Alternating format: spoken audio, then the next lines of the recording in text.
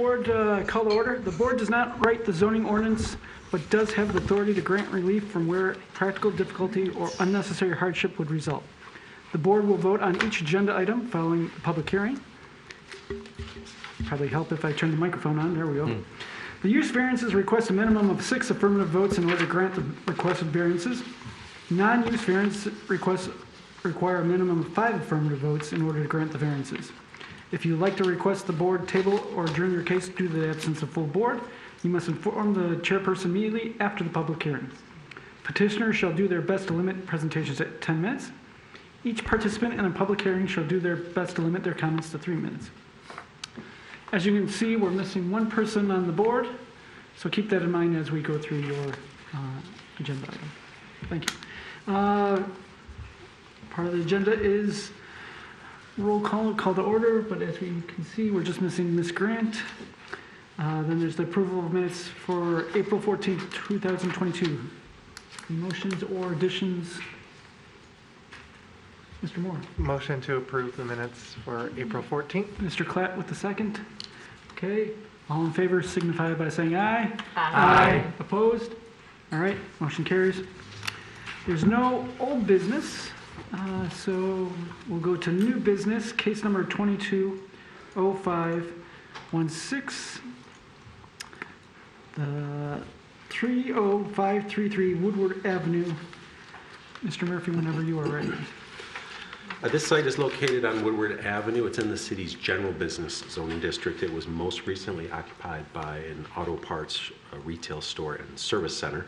And at the Planning Commission's April meeting, they approved a site plan and special land use for the petitioner to convert the building to a dealership for electric vehicle sales. And this proposal, as you can see on the floor plan, and the petitioner will describe what they believe is their uniqueness in differentiation from a traditional auto dealership, is that it's just a showroom only. There are no vehicles would be stored or displayed outside, and there's no service or repair area. It's for vehicle display and sales. Based on the usable floor area for this building, the site requires a total of 18 off-street parking spaces per our requirements for an auto dealership. There are only 7 parking spaces at this site. It's a little bit smaller, and they're seeking a variance of that difference, 11 spaces. And the petitioner can describe to you how they believe that they are different from a traditional auto dealership and why that may necessitate granting the parking variance. Thank you. Any questions for Mr. Murphy? Go ahead, Mr. Reddy. I have a couple questions. The first one is, at the end of the site plan discussion at the Planning Commission, having charging stations in the future was brought up. Would that necessitate any permits or variances when that happens? Or like if we approve tonight, could they turn spots into charging spots? Yes, they could, as long as they didn't designate them strictly for the vehicles that they would be servicing, selling, or displaying. If they had customers coming to the site to have a conversation with them and the customer drove their vehicle, they could plug it in, no problem. A good example is across the street at the Imagine Theater. Right in front of them, they have several electric charging station parking spaces, and they're available to anyone. Okay, yeah, and so they wouldn't need any... They're public spaces. Oh, right, so yes. They wouldn't need any approvals or anything to do that. And then the second question is, I'm sorry I ask this one every time, the formula that calculated the 18 spots, from how long ago was that? Was that before, these Uber and Lyft and all that? Oh, certainly. Yes, of course. No, that's an important question to ask. It's a good question. Yes, this standard has been in place for probably numerous decades. Okay. Absolutely. And then I know that they're not going to have service. So was the formula, it just gives a blank number. It's not like a certain number for service, a certain number for the... Correct. Okay. It's just for that flat square footage. Thank you. Thank you. Any other questions for Mr. Murphy? Mr. Klatt. Just a quick question regarding the lot to the west. Is there any availability in that lot I think it's owned by the business to the north. Is there any availability in case they wanted to lease or if there's opportunity to lease spaces? Well, Or is that fully occupied? I'm going to bring up Or a accounted for. photograph. To the west would be this large Yes, surface parking yeah. lot. I noticed the Could- signs. Perhaps the petitioner can speak to it. My experience is most of those large parking lots along Woodward Avenue in that segment are very strictly guarded. I assume so. But maybe the petitioner can speak to that. Any other questions for Mr. Murphy? I just want to make sure that I'm understanding the footprint of the actual building isn't going to change, and the amount of parking spots that are there are already there, and so that the variance they're requesting is not a hardship that they're creating, correct? Yes, let's take a look at the floor plan. You can see there's no, on the elevation here, there's no entry overhead door. And I apologize, I don't remember, so we'll flip to the site plan, floor plan to see if there are any changes to that facade. No, they're not proposing, is that correct? No, not proposing any overhead doors. The overhead door along the rear off the alley, that is the access point to get inside the showroom. Correct. So it wouldn't modify, nothing is modifying the parking lot layout. Got it, thanks. Any other questions for Mr. Murphy? All right, seeing none, the petitioner may come forward, state their name, and present their case.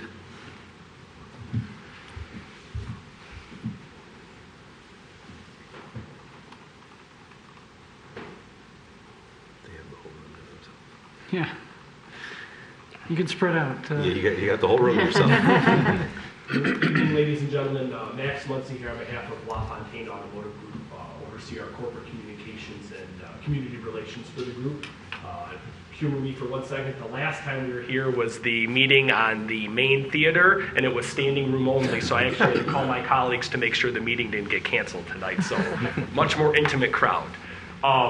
So appreciate your time this evening. We're here to talk about Polestar Detroit. So the brand Polestar is a pure EV brand. It spun off from Volvo within the last 2 years. We currently retail Polestar through our Volvo dealership in Farmington Hills, which long-term plan, the service parts will continue out of the Volvo location in Farmington Hills. This, as the panel heard, was that this is a pure showroom.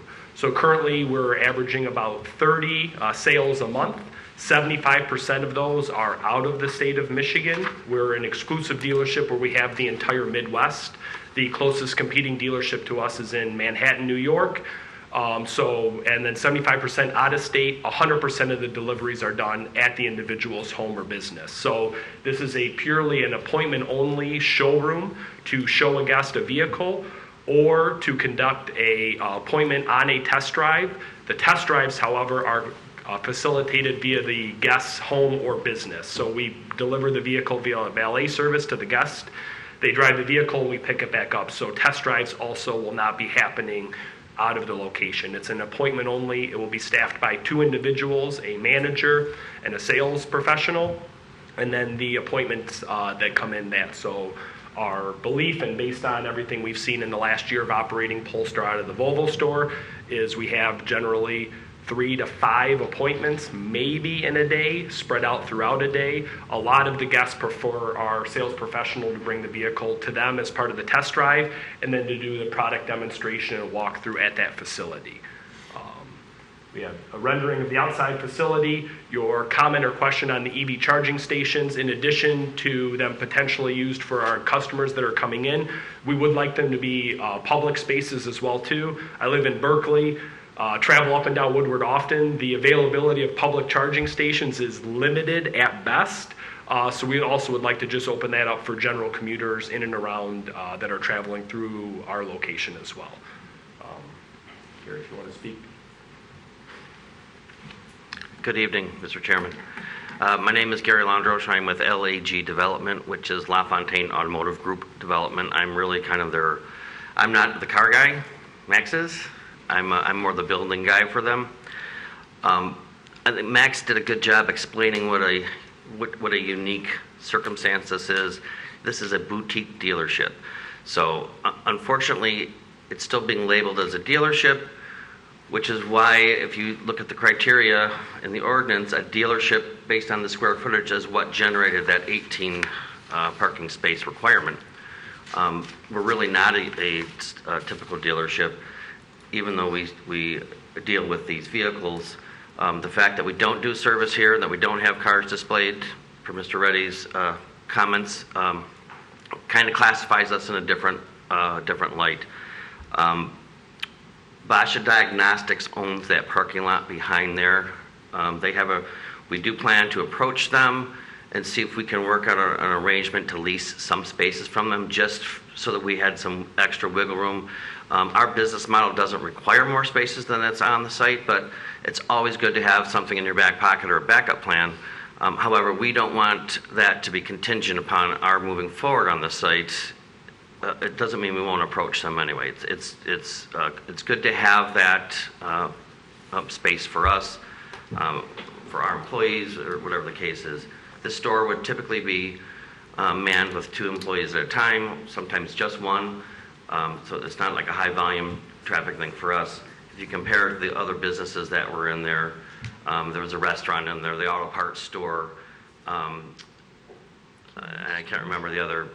Furniture and camera shop too. Camera shop, much more high intense customer traffic usage and employee usage as well. The footprint of the building does not change.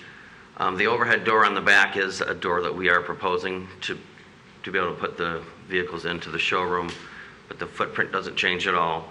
There's a little difference in the elevation that you have on your submittal documents compared to what we're showing here. This was actually much preferred by the Planning Commission, so we adjusted it. We took the tower off the corner, put the ACM facade across the full front and side, just really cleaned up. Nothing against this building, but it's a little neglected and dated and needs a little bit of upkeep. Although we're leasing the space, we're investing heavily in the improvements of the facility. Those are really the factors that demonstrate what a unique business use this is for us. Again, even though it's called a dealership, it's such a boutique store and such a unique circumstance that we hope you consider that. Thank you. We're available for other questions too. One additional comment too, just if somebody had a question. All the inventory is housed off-site adjacent to our Volvo dealership in Farmington Hills. So new car deliveries will never be at this location as well, too, all off-site at Farmington Hills. Thank you all for your time. Thank you. Any questions for the petitioner? You can stay up for questions. I saw Mr. Klatt and then Ms. Zukin. So from an overall parking standpoint, it looks like you have 2 staff members at any given time period throughout the day, and maybe 3 to 5 appointments throughout the day too. So what would you estimate the parking needs? And I mean, do you see more than 4 to 5 cars in the parking lot at any time? 4 to 5 is exactly what we needed. Okay. Thank you. Okay. Ms. Zukin? Does that include the 2 employee parking spots? It does. Okay. Other questions for the petitioner? All right. Well, before we go forward, we are down 1 person on the board. Do you wish us to proceed, or do you want us to adjourn until next month when we may or may not have a full board? This sure looks like a pretty full board. I was trying to counter the missing spot, wasn't it? It's usually right. We would like to proceed, Okay. please. Yes, Thank you. please. Thank you. All right, then we'll bring this, is there a public comment here? Anyone? I didn't bring my poster like last time. So. All right, so there's no public comment. We'll bring it to this side of the table. Is there any discussion and/or motions?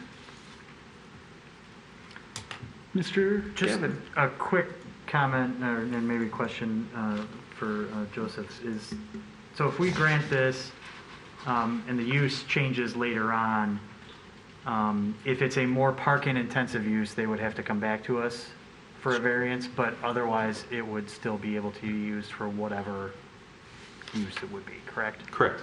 Okay. Just wanted to make sure that was clear. Other discussion or motions? Mr. Gavin? Mr. It's okay. I'll move to approve as requested. I'll second. Okay, Ms. George with the second. Go ahead, Mr. Gavin. Parking along Woodward has always been thorny and difficult.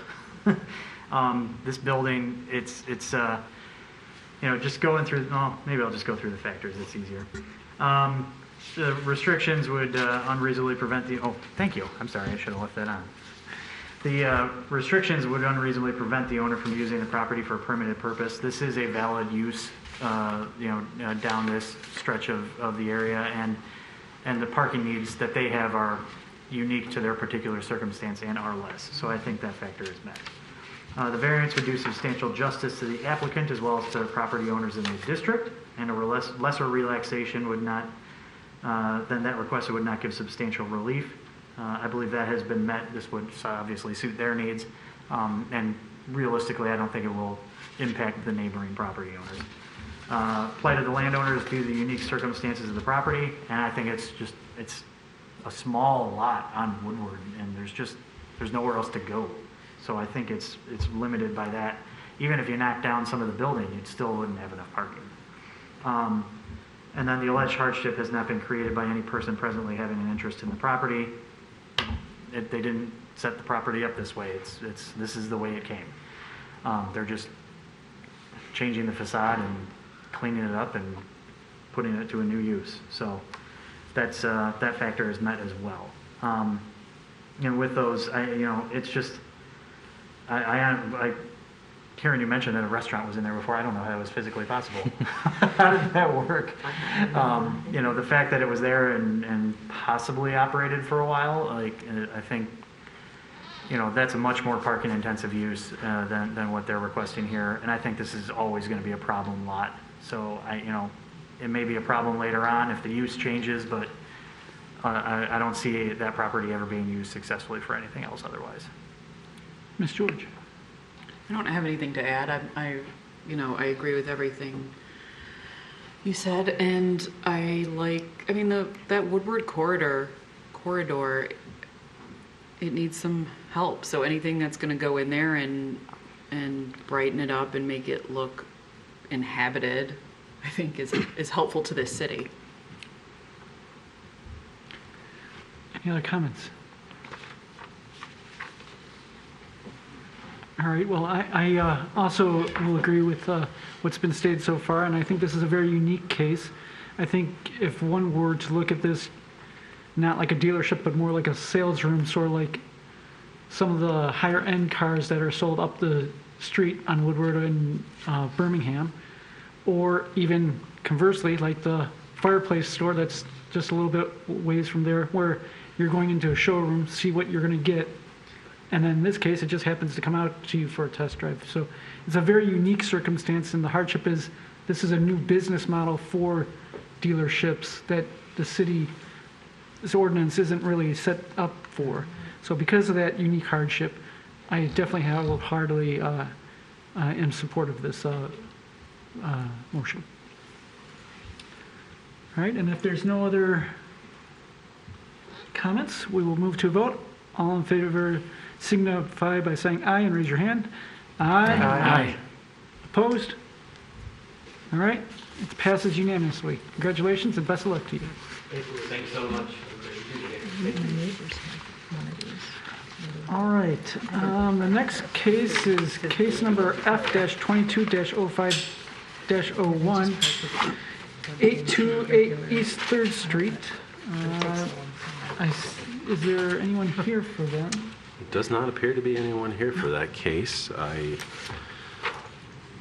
up to the board as to whether you want to proceed forward if you believe you have enough information to move forward, or if you want to postpone it till next month. But I was in contact with the petitioner and with their fence company recently, earlier in the week, and I CC'd the petitioner on my email response, and it was part of the chain that showed today's meeting, so I'm uncertain why no one is present. I do believe that the petitioner is out of state. This is a property that's rented. Okay. Well, I'm fine either way. I always like to have someone present. I will say that we did notice it as a public hearing, so it would be appropriate, even though no one's here, to at least go through it, and the board can make this decision after we at least do the presentation. I agree. All right. In that case, go ahead, Mr. Murphy. Okay. This site is located at the corner of 3rd and Alexander. I'm going to reference the aerial photograph on the screen. because this house has a front yard along East 3rd, and due to the property to the south along that property fronts along Alexander, so this site is burdened with having 2 front yard setbacks, one on 3rd and one on Alexander. And the fence ordinance matches the zoning ordinance, and it doesn't allow for a fence within a front yard setback under the zoning ordinance standards. I'm going to jump to the photographs to help us with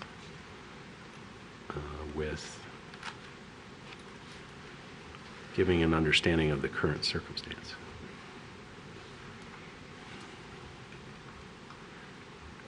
This is, on the left side of the screen, is the house that fronts along Alexander that is causing the need for replacing the fence, which is between the house and the garage along Alexander.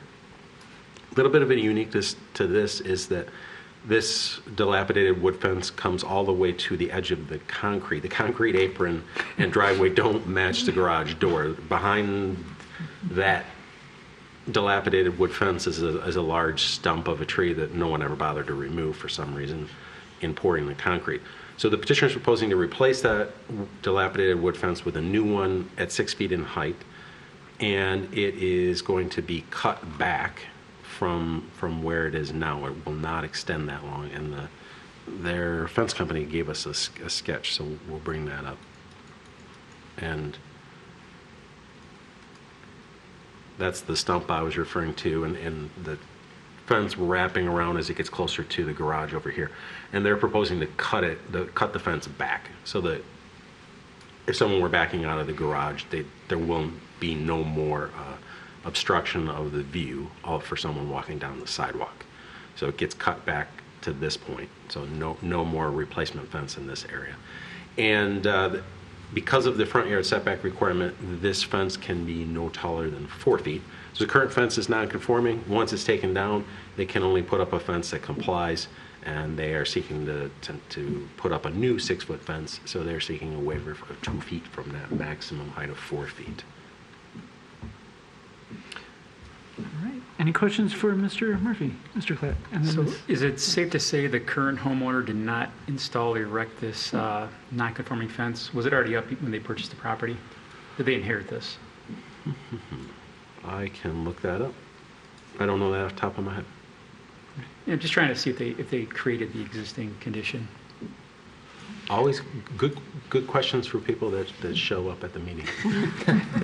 Although that's not a requirement for fences. Correct. There's no what we'll refer to as grandfathering or legal non-conforming status for fences. The city commission is considering changes to the fence ordinance, but they haven't been enacted yet. It looks as though this individual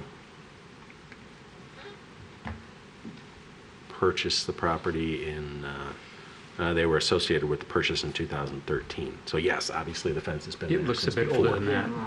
Okay. Thank you. Ms. Robinson? But if they want to replace this fence, they can put a 4-foot fence there, is that correct? Correct. And they could put a 6-foot fence that you could see through? A chain link, say if they wanted to put a chain link, they could do that?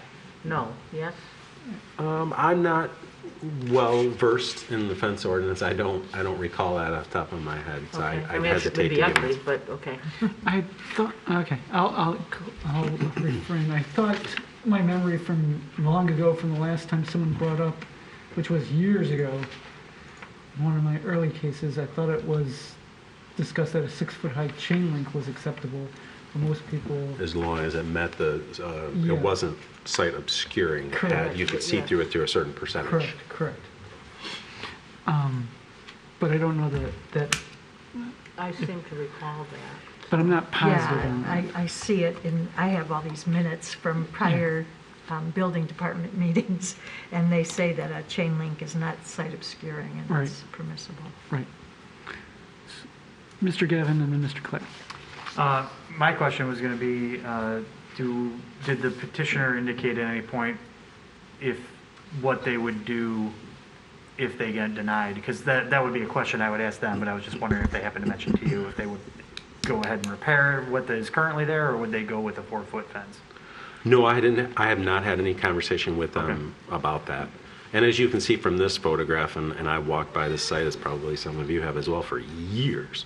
There's no connection between the fence and the house, so it's not keeping, we'll say, keeping a dog in or keeping someone from just walking around the side of the fence.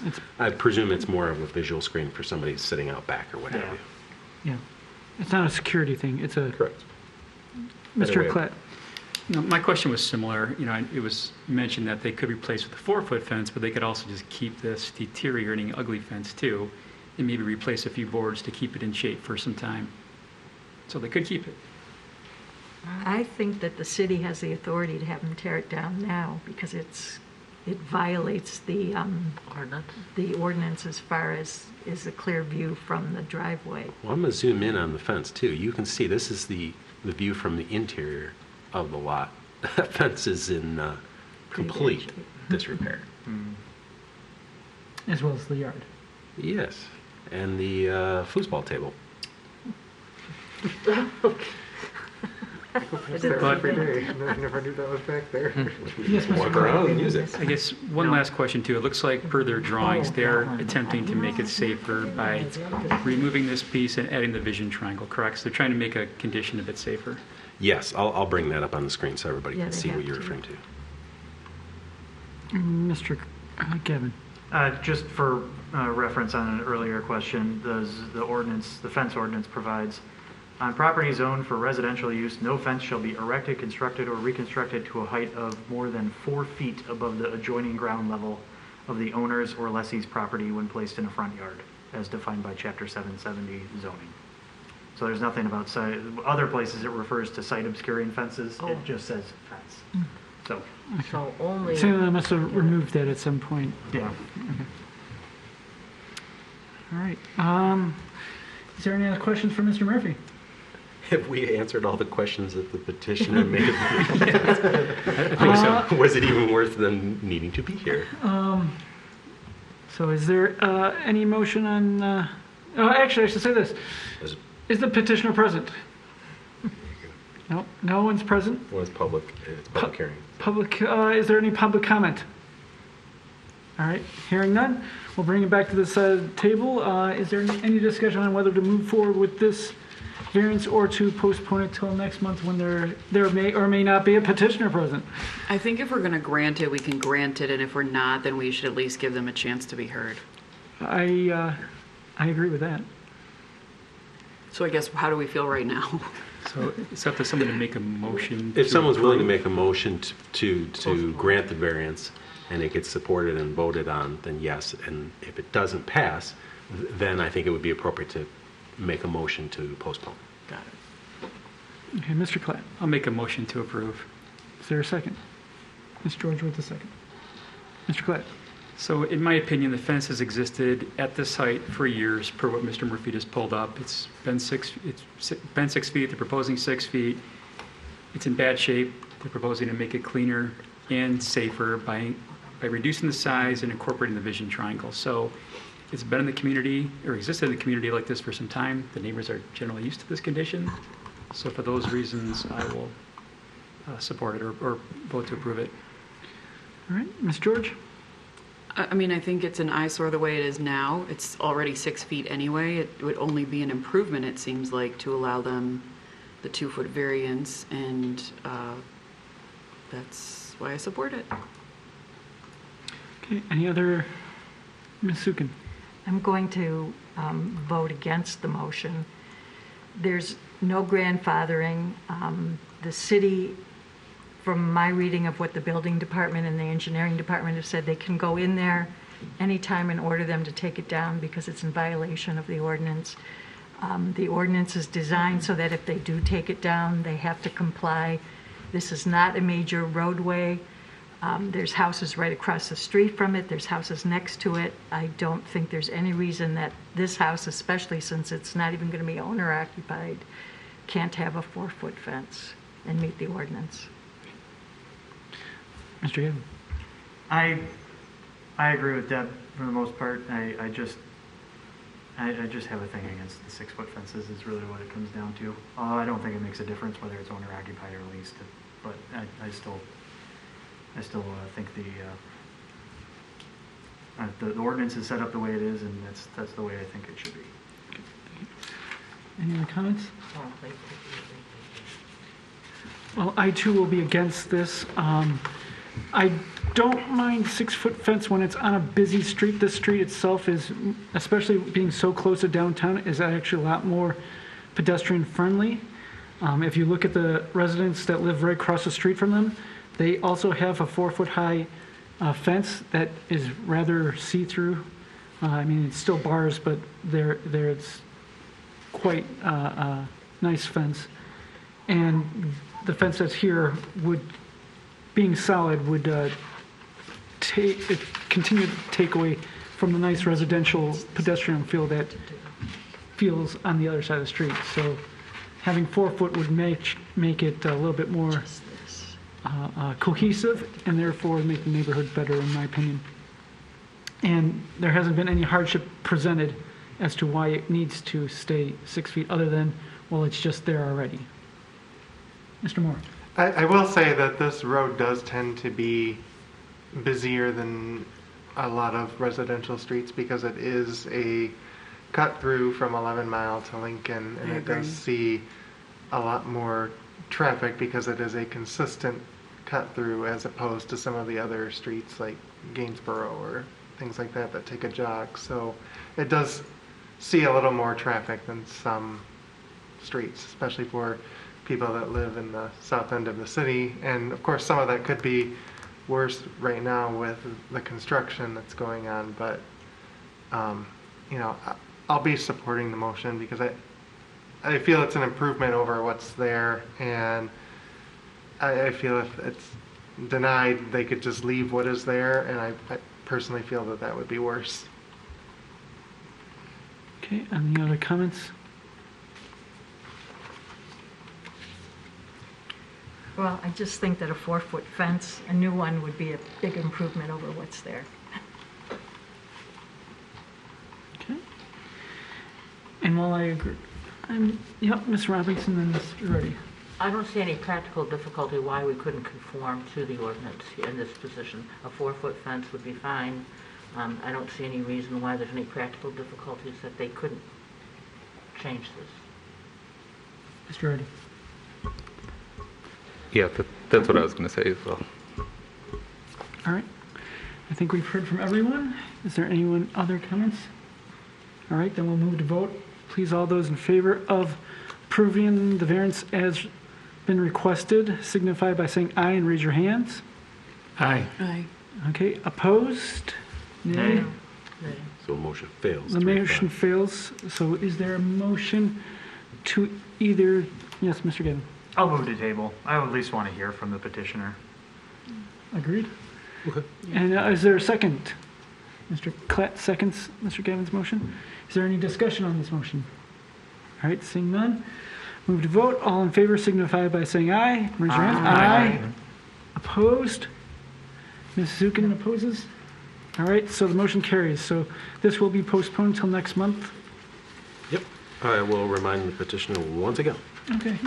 And I guess if they don't show, then we'll Then what know happens? how they feel. Then Yeah, what That's happens? good. Okay, we vote again. Yes. Okay, other business. I don't believe I don't there have is. any. All right. General public comment. The lights went out there. None. The building is exhausted from Monday night's meeting, I'll take Tuesday that. night's meeting.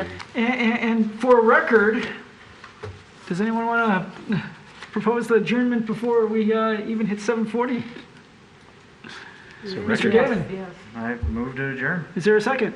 Mrs. George raised her hand, even though it was to scratch her head. I do. All in favor, by signify by aye. Aye. Opposed? All right, we're done. More the sunsets.